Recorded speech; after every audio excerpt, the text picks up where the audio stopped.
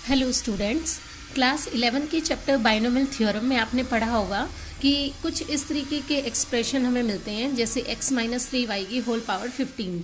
जब हम इसको एक्सपेंड करते हैं तो सबसे पहले तो क्वेश्चन ये आता है कि कितनी नंबर ऑफ टर्म्स इसके अंदर आने वाली है। यानी कि अगर इस एक्सप्रेशन की होल पावर को देखते हैं, अगर जितनी भी पावर होगी उससे एक ज़्यादा नंबर ऑफ टर्म्स हमें इसमें मिलेंगी। जैसे x अगर a प्लस बी का होल स्क्वायर करते हैं तो हमें 3 टर्म मिलती है, a square plus 2ab plus B square. ऐसे ही अगर 15 पावर है तो इसका मतलब कितनी टर्म्स मिलेंगी, 16 टर्म्स मिलेंगी। अगला क्वेश्चन ये हो जाता है कि जनरल टर्म क्या होता है।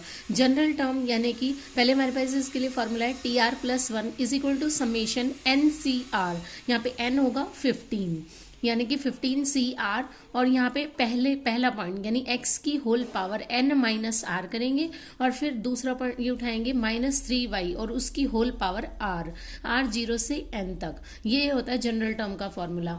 यानी कि अब मान लो जैसे 16 एक्सप्रेशन आएंगे, जब ये खुलेगा तो जब हम इसको एक्सपेंड करेंगे तो 16 टर्म्स आएंगी।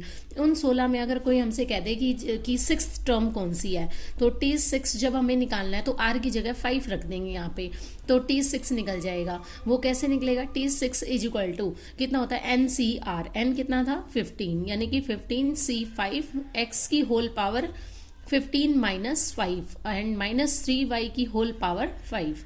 तो ये हो जाएगा अपने पास T6 की वैल्यू।